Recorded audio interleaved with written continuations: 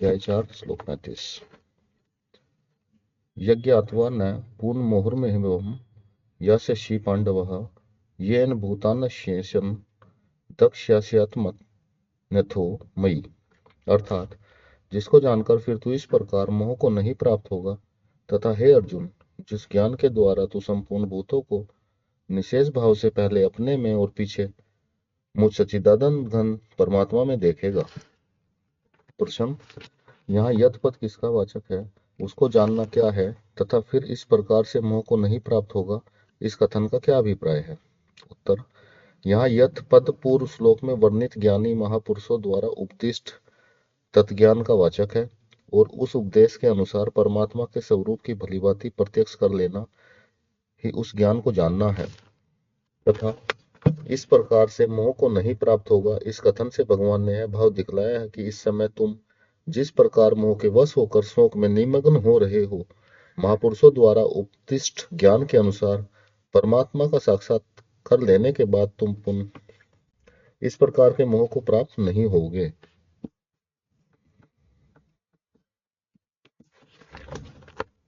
क्योंकि जैसे रात्रि के समय सब जगह फैला हुआ अंधकार सूर्योदय होने के बाद नहीं रह सकता, उसी प्रकार परमात्मा के स्वरूप का यथार्थ ज्ञान हो जाने के बाद मैं कौन हूँ, संसार क्या है, माया क्या है, ब्रह्मा क्या है इत्यादि कुछ भी जानना शेष नहीं रहता। फलत शरीर को आत्मा समझकर उससे संबंध रखने वाले प्राणियों में, पदार्थों में ममता करना, शरीर की उत्पत्ति विनाश से आत्मा का जन्म मरण समझकर उन सबके संयोग वियोग में सुखी दुखी होना तथा अन्य किसी भी निमित्त से राग देश और हर्ष शोक करना आदि मोहजनित विकार जरा भी नहीं हो सकते। लौकिक सूर्य तो उदय होकर अस्त भी होता है और उसके अस्त होने पर फिर अंधकार हो जाता है, परंतु यह ज्ञान सूर्य एक बार उदय होने पर फिर कभी अस्त होता ही नहीं। परमात्मा यह तत्व ज्ञान नित्य और अचल है, इसका कभी अभाव नहीं होता। इस कारण परमात्मा का तत्व ज्ञान होने के बाद फिर मोह की उत्पत्ति हो ही नहीं सकती। श्रुति कहती है, यस्मिन् सर्वाणि भूतानि ये मा भूर्धि जानतः तत्र को मोह कै शोक एकत्वं पुष्यन्तः। ईशावास्योपनिषद। अर्थात जिस समय तत्वज्ञान को प्राप्त हुए पुरुष के लिए समस्त प्राणी आत्मस्वरूप ही होते हैं, उस समय उस एकत्वदर्शी पुरुष को कौन सा शोक और कौन सा मोह हो सकता है, अर्थात कुछ भी नहीं हो सकता। ज्ञान के द्वारा संपूर्ण भूतों को निशेष भाव से आत्मा के अंतर्गत देखना क्या है?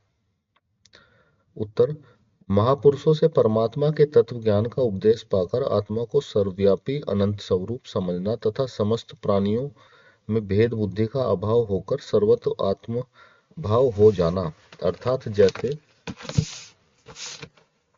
स्वप्र से जगा हुआ मनुष्य सर्व के जगत को अपने अंतर्गत स्मृति मात्र देखता है, वास्तव में अपने से भिन्न अन्य किसी की सत्ता नहीं देखता, उसी प्रकार समस्त जगत को अपने से अभिन्न और अपने अंतर्गत समझना संपूर्ण भूतों को निशेषता से आत्मा के अंतर्गत देखना है।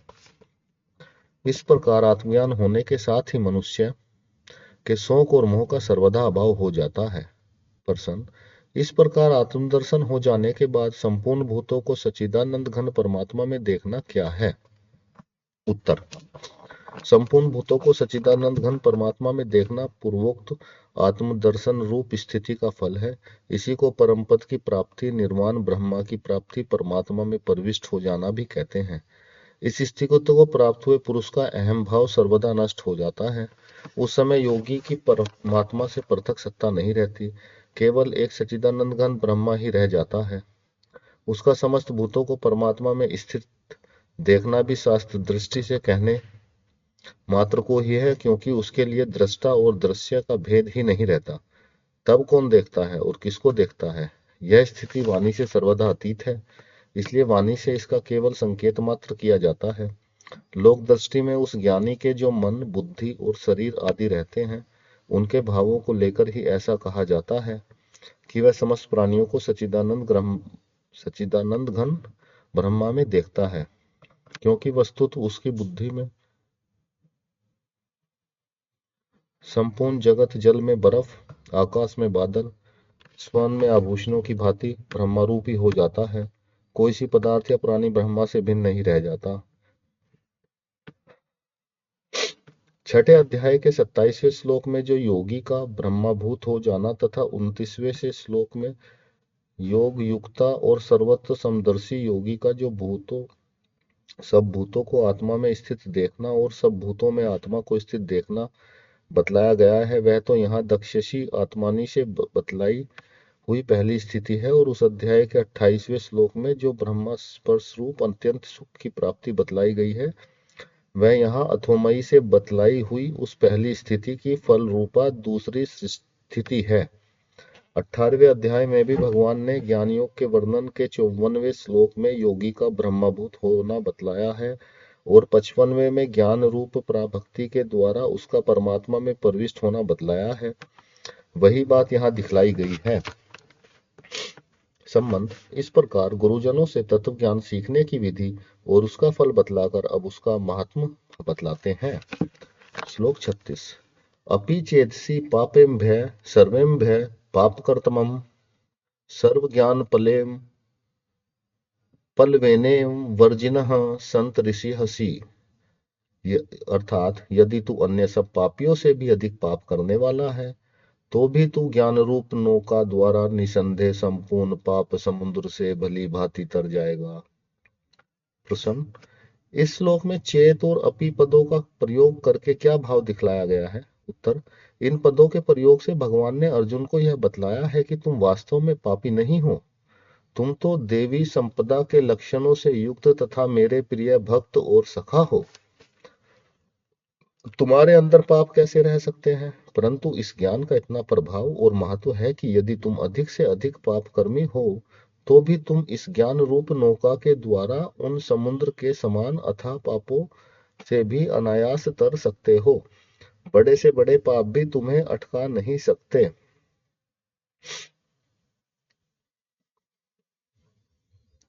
प्रश्न, जिसका अंतकरण शुद्ध नहीं हुआ है ऐसा अत्यंत पापात्मा मनुष्य तो ज्ञान का अधिकारी भी नहीं माना जा सकता। तब फिर ज्ञानों द्वारा पापों से कैसे तर जाता है? उसका चेत और अपि पदों का प्रयोग होने से यहाँ इस शंका की गुंजाइश नहीं है, क्योंकि भगवान के कहने का यहाँ यह भाव है कि पापी ज्ञान का अधिकारी नहीं होता, इस कारण उसे ज्ञान रूप नौका का मिलना कठिन है। पर मेरी कृपा से महापुरुषों की दया से किसी भी कारण से यदि उसे ज्ञान प्राप्त हो जाए तो फिर वह चाहे कितना ही बड़ा पापी क्यों न हो, उसका तत्काल ही पापों से उद्धार हो जाता है। प्रश्न, यहाँ पापों से तरने की बात कहने का क्या भाव है, क्योंकि सकाम भाव से किए हुए पुण्य कर्म भी तो मनुष्य को बांधने वाले हैं।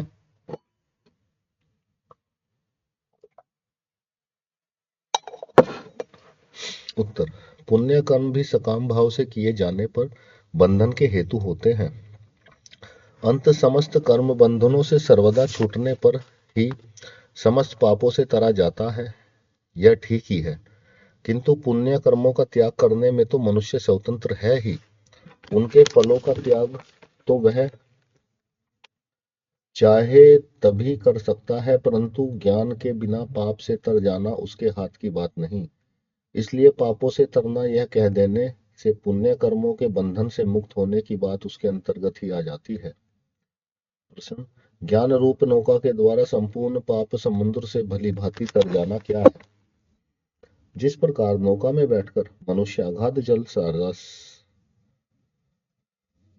अगाध जल राशि पर तैरता हुआ उसके पार चला जाता है, उसी प्रकार ज्ञान में स्थित होकर ज्ञान के द्वारा अपने को संसार से सर्वदा असंग निर्विकार नित्य अनंत समझकर पहले के अनेक जन्मों में तथा इस जन्म में किए हुए समस्त पाप समुदाय को जो अतिक्रमण कर जाना है, अर्थात समस्त कर्म बंधनों से सदा के लिए सर्वदा मुक्त हो जाना है, यही ज्ञान रूप नौका के द्वारा संपूर्ण पाप समुदाय से भली भांति तर जाना है।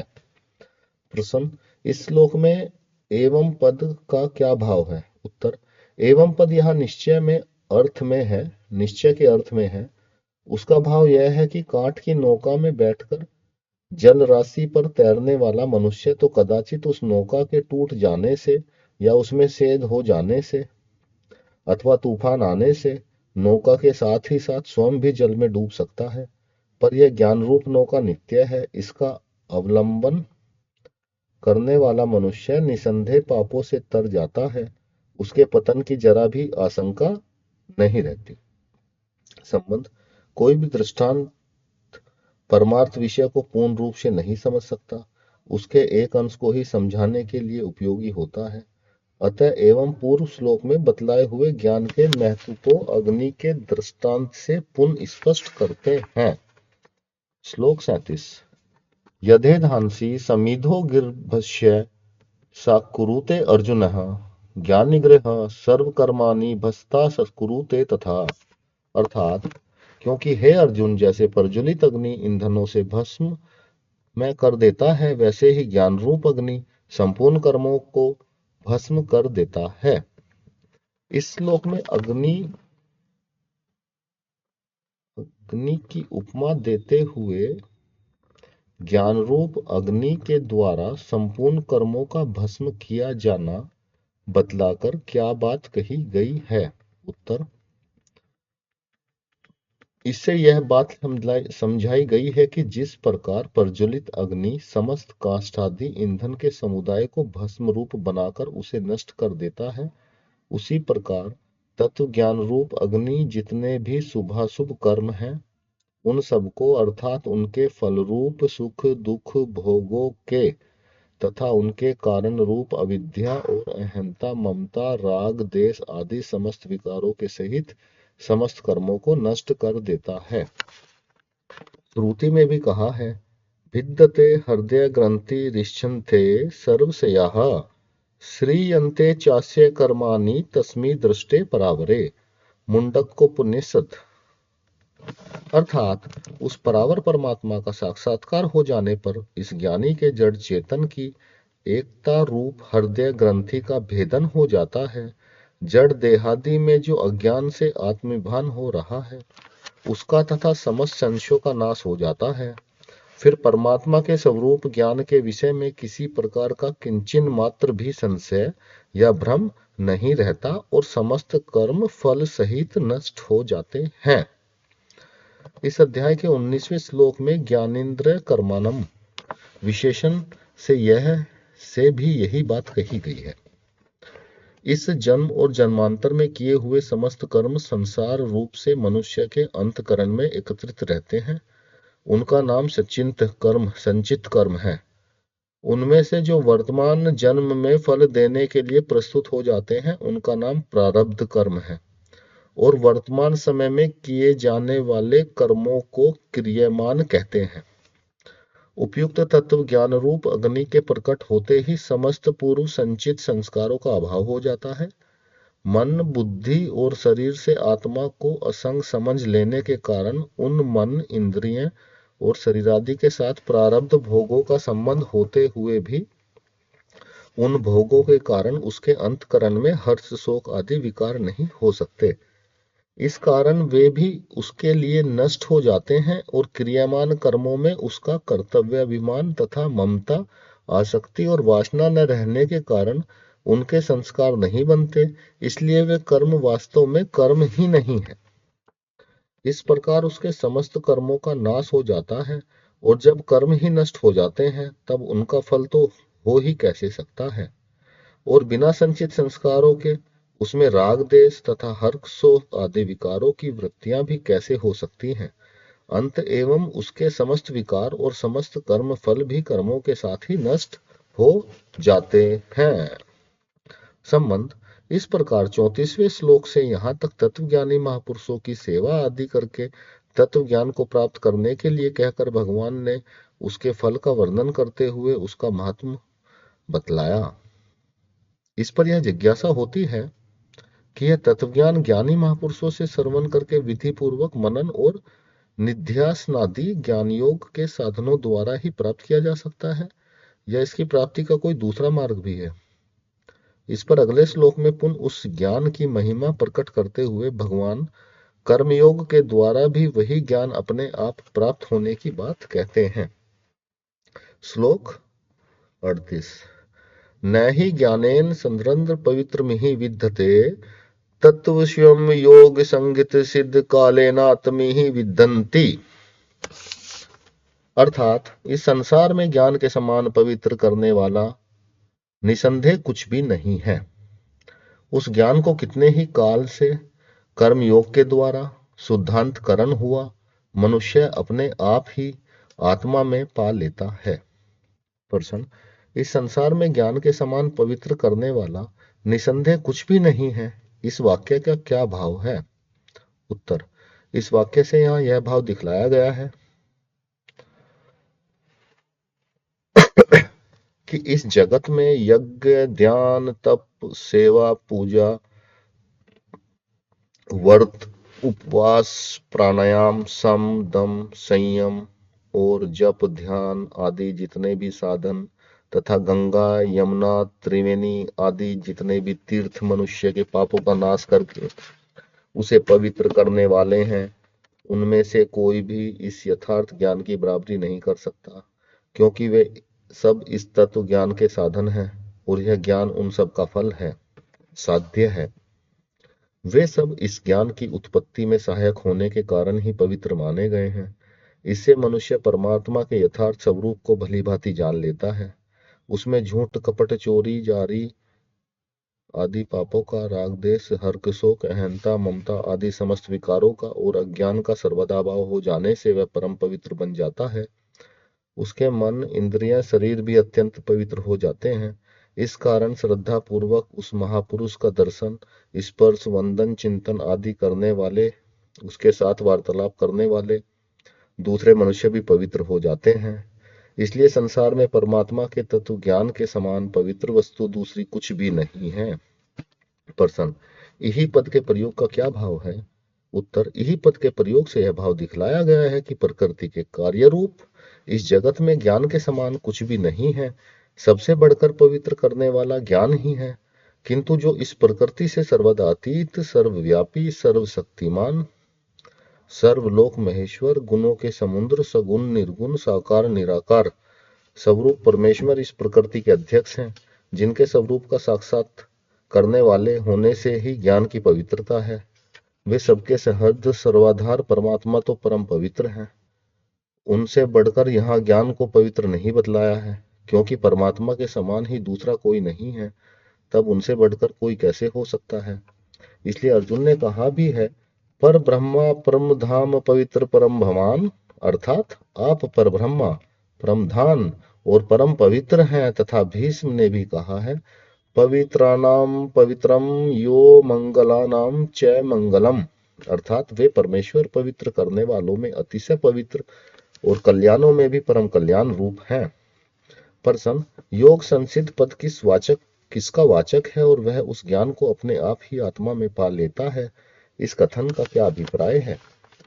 उत्तर, कितने ही काल तक कर्मयोग का आचरण करते करते राग देश के नष्ट हो जाने से जिसका अंतकरण स्वच्छ हो गया है, जो कर्म योग में भली भांति सिद्ध हो गया है, जिसके समस्त कर्म ममता, आसक्ति, फ्लेच्छा के बिना भगवान की आज्ञा के अनुसार भगवान के ही लिए होते हैं, उसका वाचक यहाँ योग संसिद्ध पद है। अतएव इस प्रकार योग संसिद्ध पुरुष उस ज्ञान को अपने आप आत्मा में पा लेता है। इस वाक्य से यह भाव समझना चाहिए कि जिस समय उसका साधन अपनी सीमा तक पहुंच जाता है, उसी क्षण परमेश्वर के अनुग्रह से उसके अंतःकरण में अपने आप उस ज्ञान का प्रकाश हो जाता है। अभिप्राय यह है कि उस ज्ञान की प्राप्ति के लिए उसे न तो कोई दूसरा साधन करना पड़ता है, न ज्ञान प्राप्त होने के लिए ज्ञानियों के पास निवासी करना पड़ता है। बिना किसी दूसरे प्रकार के साधन और सहायता के केवल कर्मयोग के साधन से ही उसे वह ज्ञान भगवान की कृपा से अपने आप ही मिल जाता है। संबंध इस प्रकार तत्वज्ञान की महिमा कहते हुए उसकी प्राप्ति के सांख्य योग और कर्म योग दो उपाय बतलाकर, जब भगवान उस ज्ञान की प्राप्ति के पात्र का निरूपण करते हुए उस ज्ञान का फल परम शांति ही प्राप्ति बतलाते हैं। श्लोक 39। श्रद्धा वालभते ज्ञानमः तत्परहं संयतेन्द्रियः ज्ञानालंबध्वा पराहम शांतिनम चिरेधानिम गच्छन्ति। अर्थात जितेंद्रिय, साधन परायण और श्रद्धावान मनुष्य ज्ञान को प्राप्त होता है तथा ज्ञान को प्राप्त होकर वह बिना विलंब के तत्काल ही भगवत प्राप्ति रूप परम शांति को प्राप्त हो जाता है। प्रश्न, श्रद्धावान पद कैसे मनुष्य का वाचक है और वह ज्ञान को प्राप्त होता है, इस कथन का क्या भाव है? उत्तर, वेद शास्त्र ईश्वर और महापुरुषों के वचनों में तथा परलोक में जो प्रत्यक्ष की भांति विश्वास है एवं उन सब में परम पूज्यता और उत्तमता की भावना है, उसका नाम श्रद्धा है। और ऐसी श्रद्धा जिसमें हो उसका वाचक श्रद्धावान पद है। अंत उपयुक्त कथन का यहाँ यह भाव है कि ऐसा श्रद्धावान मनुष्य ही ज्ञानी महात्माओं के पास जाकर प्रणाम, सेवा, विनय युक्त प्रसन्न आदि के द्वारा उनसे उपदेश प्राप्त करके ज्ञान योग के साधन से या कर्म योग के साधन से उस तत्व ज्ञान को प्राप्त कर सकता है। श्रद्धा रहित मनुष्य उस ज्ञान की प्राप्ति का पात्र नहीं होता। बिना श्रद्धा के भी मनुष्य महापुरुषों के पास जाकर प्रणाम, सेवा और प्रसन्न कर सकता है। फिर ज्ञान की प्राप्ति में श्रद्धा को प्रधानता देने का क्या अभिप्राय है? उत्तर,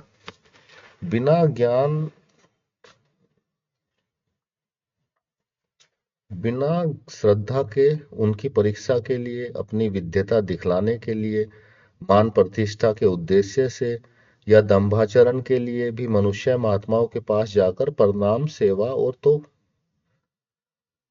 और प्रसन्न तो कर सकता है, पर इससे उसको ज्ञान की प्राप्ति नहीं होती, क्योंकि बिना श्रद्धा के किए हुए यज्ञ, दान, तप आदि सभी साधनों को व्यर्थ बतलाया गया है। इसलिए ज्ञान की प्राप्ति में श्रद्धा ही प्रधान हेतु है। जितनी अधिक श्रद्धा से ज्ञान के साधन का अनुष्ठान किया जाता है, उतनी ही अधिक शीघ्र वह साधन ज्ञान प्रकट करने में समर्थ होता है। प्रश्न, ज्ञान प्राप्ति में यदि श्रद्धा की प्रधानता है तो फिर यहाँ श्रद्धावान के साथ तत्पर विशेषण देने की क्या आवश्यकता थी? उत्तर, साधन की तत्परता में ही श्रद्धा ही कारण है और तत्परता श्रद्धा की कसौटी है। श्रद्धा की कमी के कारण साधन में अकर्मण्यता और आलस्य आदि दोष आ जाते हैं। इससे अभ्यास तत्परता के साथ नहीं होता।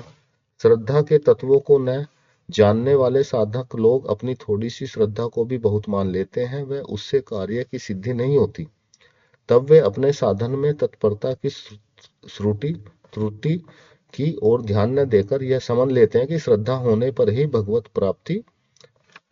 प्राप्ति नहीं होती। किंतु ऐसा समझना उनकी भूल है। वास्तव में बात यह है कि साधन में जितनी श्रद्धा होती है उतनी ही तत्परता होती है। जैसे एक मनुष्य का धन में प्रेम है, वह कोई व्यापार करता है, यदि उसको यह विश्वास होता है कि इस व्यापार में मुझे धन मिलेगा तो वह उस व्यापार में इतना तत्पर हो जाता है कि खाना पीना, सोना, आराम करना आदि के व्यक्ति कर्म होने पर तथा शारीरिक क्लेश होने पर भी उसे उसके कष्ट नहीं मालूम होता, बल्कि धन की वृद्धि से उत्तरोक्त उसका चित्त में प्रसन्नता ही होती है। इस प्रकार अन्य सभी बातों में विश्वास से ही तत्परता होती है। इसलिए परम शांति और परम आनंददायक नित्य विज्ञान घन परमात्मा की प्राप्ति का साक्षात द्वार जो परमात्मा के तत्व का ज्ञान है, उसमें और उसके साधन में श्रद्धा होने के बाद साधन में अतिशय तत्परता का होना स्वाभाविक ही है। यदि साधन में तत्परता की कमी है तो समझना चाहिए कि श्रद्धा की अवश्य कमी है। इस बात को जनाने के लिए श्रद्धावान के साथ तत्पर विशेषण दिया गया। प्रश्न, श्रद्धा और तत्परता दोनों होने पर तो ज्ञान की प्राप्ति होने में कोई शंका ही नहीं रहती। फिर श्रद्धावान के साथ दूसरा विशेषण संयंतेन्द्रिय देने की क्या आवश्यकता थी? उत्तर, इसमें कोई संदेह नहीं कि श्रद्धा पूर्वक तीव्र अभ्यास करने से पापों का नाश एवं संसार के विषय भोगों में वैराग्य होकर मन सहित इंद्रियों का संयम हो जाता है और फिर परमात्मा के स्वरूप का यथार्थ ज्ञान भी हो जाता है। किंतु उस बात के रहस्य को न जानने वाला साधक थोड़े से अभ्यास को ही तीव्र अभ्यास मान लेता है। उससे कार्य की सिद्धि होती नहीं, इसलिए वह निराश होकर उसको छोड़ बैठता है। अतएव साधक को सावधान करने के लिए संयंत्रेंद्रिय विशेषण देकर यह बात बतलाई गई है कि जब तक इंद्रियों और मन अपने काबू में न आ जाए तब तक श्रद्धा पूर्वक कटिबद्ध होकर उत्तरोक्त तीव्र अभ्यास करते रहना चाहिए, क्योंकि श्रद्धा पूर्वक तीव्र अभ्यास की कसौटी इंद्रिय संयम ही है। जितना ही श्रद्धा पूर्व तीव्र अभ्यास किया जाता है, उत्तरोक्त उत्तरोत्तर उतना ही इंद्रियों का संयम होता है। अतः एवं इंद्रिय संयम की जितनी कमी है उतना ही साधन में कमी समझनी चाहिए, और साधन में जितनी कमी है उतनी ही श्रद्धा में त्रुटि समझनी चाहिए। इसी बात को जनाने के लिए जिस संयतेंद्रिय विशेषण दिया गया है, उतनी ही श्रद्धा में त्रुटि समझनी चाहिए। प्रश्न, ज्ञान को प्राप्त होकर वह बिना विलंब के तत्काल ही भगवत प्राप्ति रूप परम शांति को प्राप्त हो जाता है, इस कथन का क्या भाव है? उत्तर, इससे यह भाव दिखलाया गया है कि जैसे सूर्योदय होने के साथ ही उसी क्षण अंधकार का नाश होकर सब पदार्थ प्रत्यक्ष हो जाते हैं, उसी प्रकार परमात्मा के तत्व का ज्ञान होने पर उसी क्षण अज्ञान व अज्ञान का नाश होकर परमात्मा के स्वरूप की प्राप्ति हो जाती है। अभिप्राय यह है कि अज्ञान और उसके कार्य रूप वासनाओं के सहित राग, देश, हर्ष, शोक आदि विकारों का तथा शुभाशुभ कर्मों का अत्यंत अभाव, परमात्मा के तत्व का ज्ञान एवं परमात्मा के स्वरूप की प्राप्ति, ये सब एक ही काल में होते हैं और विज्ञानंद घन परमात्मा की साक्षात प्राप्ति को ही यहाँ परम शांति के नाम से कहा गया है। संबंध, इस प्रकार भगवान श्रद्धावान को ज्ञान की प्राप्ति और उस ज्ञान के परम शांति की प्राप्ति बतलाकर अब श्रद्धा रहित और विवेकहीन संशयात्मक की निंदा करते हैं। श्लोक 40। अज्ञ श्रांत दधानस्यम संशयात्मा विशन्ति नायम लोको अस्ति न परो न सुख संशयान्तमानः। विवेकहीन और श्रद्धा रहित संशय युक्त मनुष्य परमार्थ से अवश्य भ्रष्ट हो जाता है। ऐसे संशय युक्त मनुष्य के लिए न यह लोक है, न परलोक है और न सुख ही है। प्रश्न, अज्ञ, अश्रद्धान इन दोनों विशेषणों के सहित संशयात्मक पद कैसे मनुष्य का वाचक है और वह परमार्थ से अवश्य भ्रष्ट हो जाता है, इस कथन का क्या भाव है? उत्तर, जिसमें सत्य, असत्य और आत्मा अनात्मा पदार्थों का विवेचन करने की शक्ति नहीं है, इस कारण जो कर्तव्य अकर्तव्य आदि का निर्णय नहीं कर सकता, ऐसे विवेक ज्ञान रहित मनुष्य का वाचक यहाँ अज्ञापद है, जिसकी ईश्वर और परलोक में उनकी प्राप्ति के उपाय बतलाने वाले शास्त्रों में, महापुरुषों में, उनके द्वारा बतलाए हुए साधनों में एवं उनके फल में श्रद्धा नहीं है, उसका वाचक अश्रद्धान पद है। ईश्वर और परलोक के विषय में या अन्य किसी भी विषय में जो कुछ भी निश्चित नहीं कर सकता, प्रत्येक विषय में संशयुक्त रहता है, उसका वाचक संशयात्मा है, संशयात्मा पद है।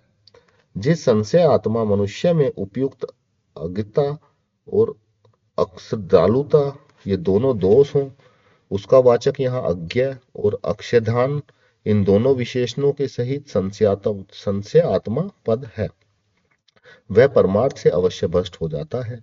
इस कथन से यह भाव दिखलाया गया है कि वेद शास्त्र और महापुरुषों के वचनों को तथा उनके बतलाए हुए साधनों को ठीक ठीक न समझ सकने के कारण तथा कुछ समझ में आवे उस पर भी विश्वास न होने के कारण जिसको हर एक विषय में संशय होता रहता है, जो किसी प्रकार भी अपने कर्तव्य का निश्चय नहीं कर पाता, हर हालत में संशय युक्त रहता है, वह मनुष्य अपने मनुष्य जीवन को व्यर्थ ही खो बैठता है। उससे जो हो सकने वाले परम लाभ से सर्वदा वंचित रह जाता है। किंतु जिसमें हर एक विषय को स्वयं विवेचन करने की शक्ति है, जिसकी वेद शास्त्र महापुरुषों के वचनों में श्रद्धा है, वह इस प्रकार नष्ट नहीं होता। वह उनकी सहायता से अर्जुन की भांति अपने संशय का सर्वदा नाश करके कर्तव्य परायण हो सकता है तथा कर्त्य होकर मनुष्य को सफल बना सकता है। तथा जिसमें स्वयं विवेचन करने की शक्ति नहीं है, ऐसा अज्ञ मनुष्य भी यदि श्रद्धालु होता तो पद के कारण महापुरुषों के कथनानुसार संशय रहित होकर साधन परायण हो सकता है और उनकी कृपा से उनका भी कल्याण हो सकता है। परंतु जिस संशय युक्त पुरुष में न केवल विवेक शक्ति है और न श्रद्धा ही है, उसके संशय के नाश का कोई उपाय नहीं रह जाता। इसलिए जब तक उससे श्रद्धा या विवेक नहीं आ जाता, उसका अवश्य पतन हो जाता है।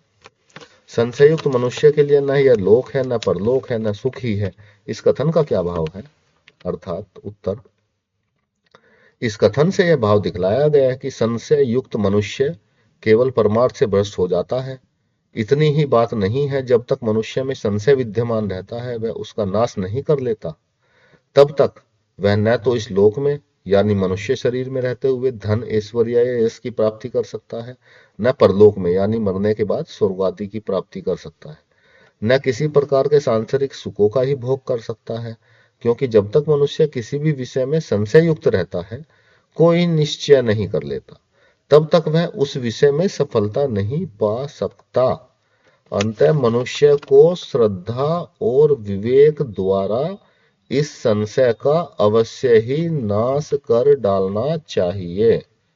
संबंध, इस प्रकार अविवेक और अश्रद्धा के सहित संशय को ज्ञान प्राप्ति में बाधक बतलाकर अब विवेक नाश द्वारा संशय का नाश करके कर्म योग का अनुष्ठान करने में अर्जुन में उत्साह उत्पन्न करने के लिए संशय रहित तथा वश में किए हुए अंतकरण वाले कर्मयोगी की प्रशंसा करते हैं।